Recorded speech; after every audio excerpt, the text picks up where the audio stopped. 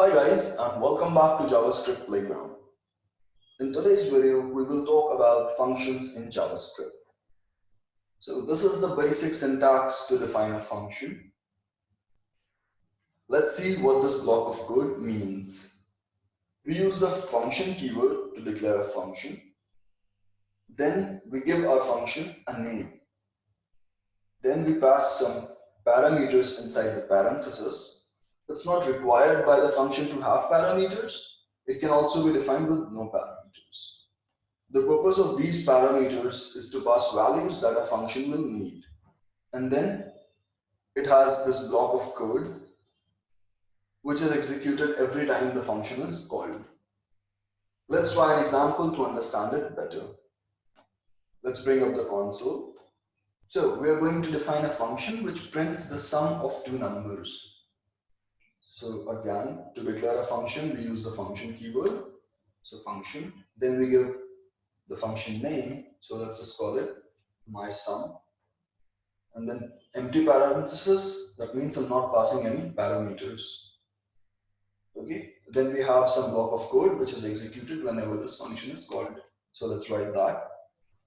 So let's say I've got two variables which hold numbers and another variable which holds the sum of these two numbers.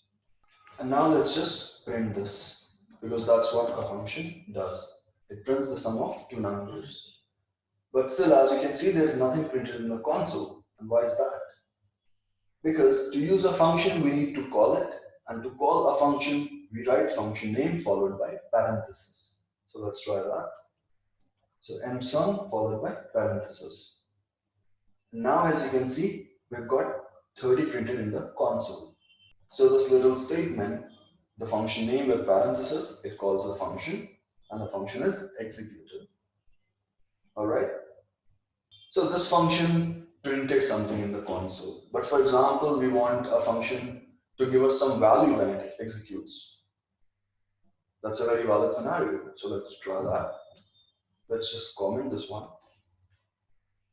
And instead of this sum and instead of this print statement, let's change it. So now instead of printing it, we need to somehow give it back whenever the function is executed. So for that, we would use the return keyword.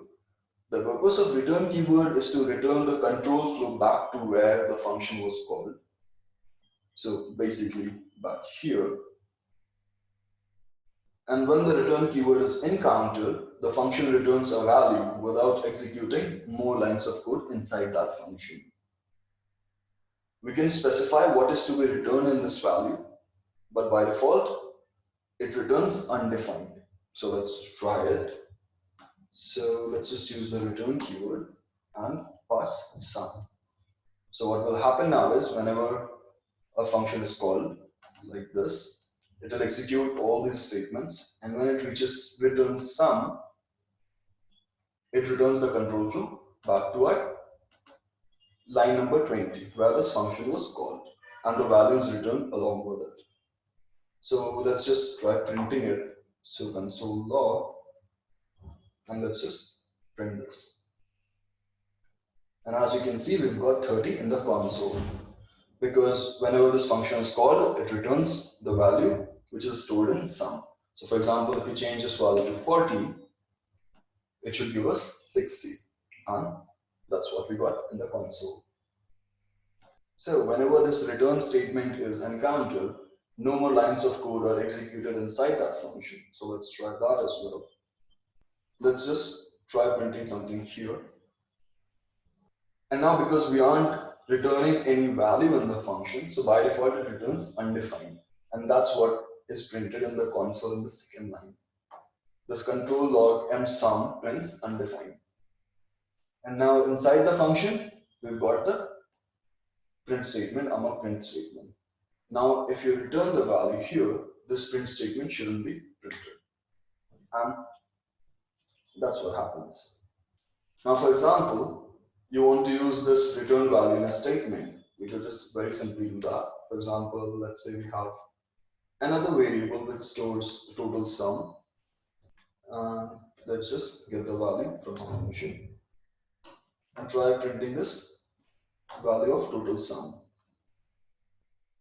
And as you can see, we've got 160 printed in the console. That's a wrap for today, guys.